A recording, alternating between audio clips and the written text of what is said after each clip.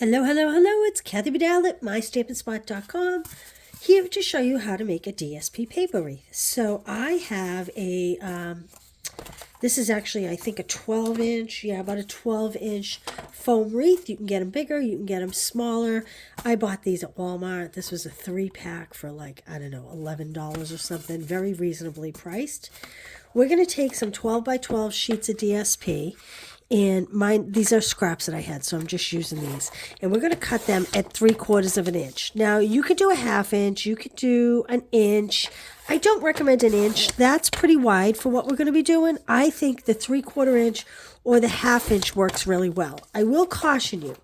The 1/2 inch is beautiful, but that's a lot of getting it onto the wreath mold.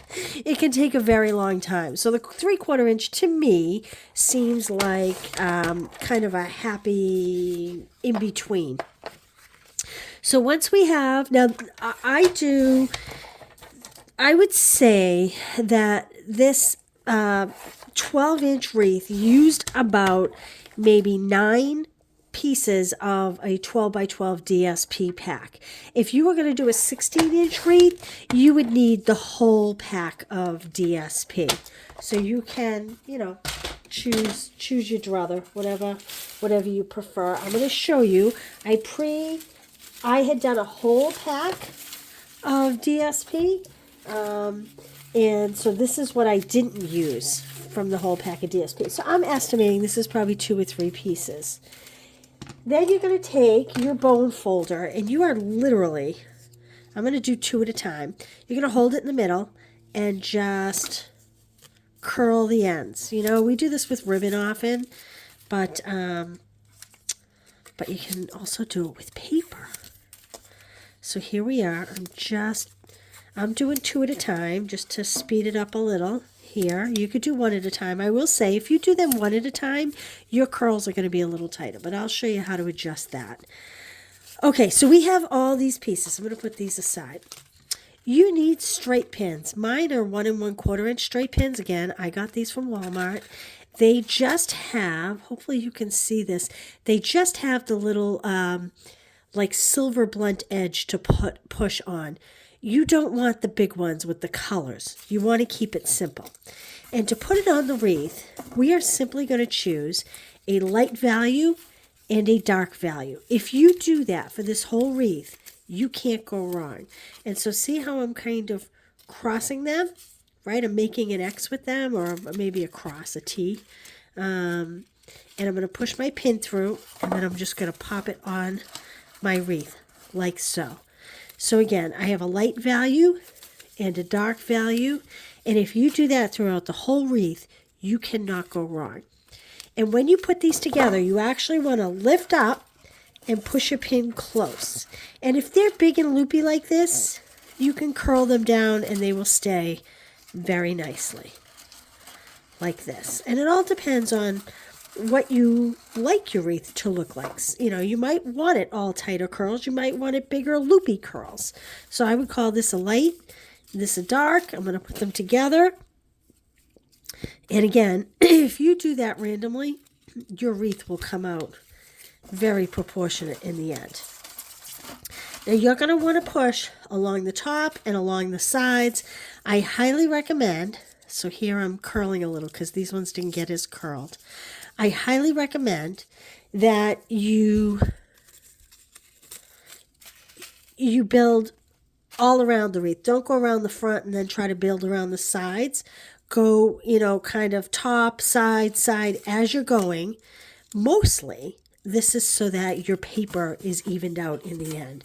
So here I'm just going to push up this paper and push this pin in there and kind of just refluff these pieces like that.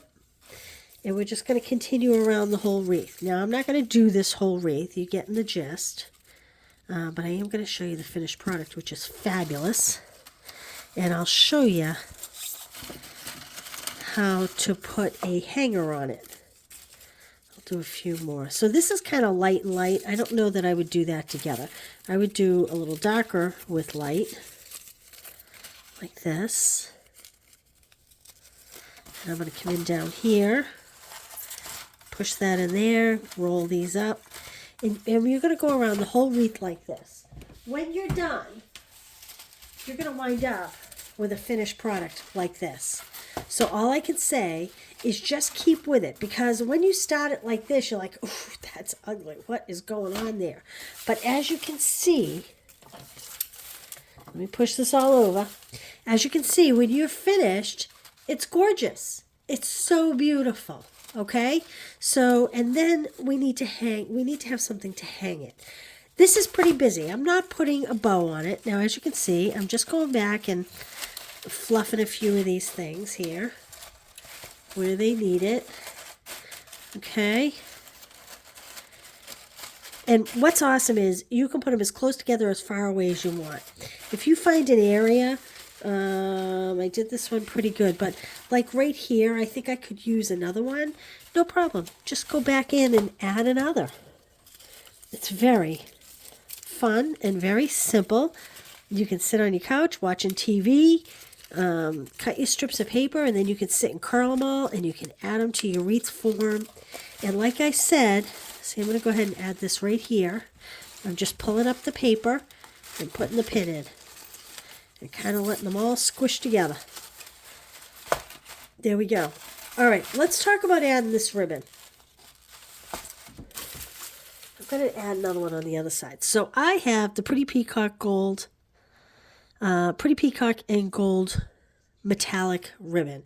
I just thought the little bit of glitz would look nice with this. I'm just choosing, you know, a piece as long as you want. It doesn't have to be specific. I don't, my scissors are buried here under all these curly cues of ribbon. But what I'm going to do, and I'm going to do it on the, I did it here. I'm just going to do it on the opposite side so you can see how to do it when you're finished. I am just going to wrap it around the foam and kind of weave it carefully through my pins. And because this is all basically the same, it really doesn't matter. And I'm just going to pull it till my lengths are approximately the same. Okay? Then you have to decide how long do you want the hanger to be. I don't want mine to be too long, so I'm just going to straighten these ribbons out here, and I'm going to tie a knot right here. Just a simple knot, just to hold it closed.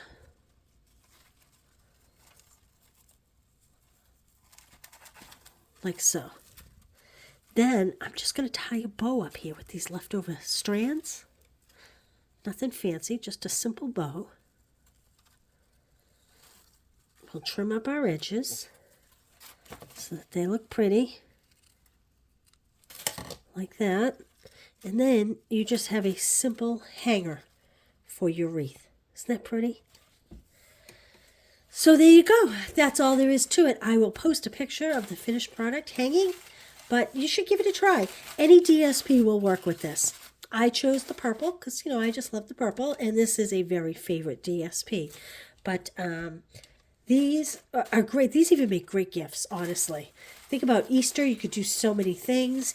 If you did it in Easter colors, you could do the little bunny and put them on here if you wanted. There's a lot of things you could do. But anyway, hope you enjoyed this. Thank you.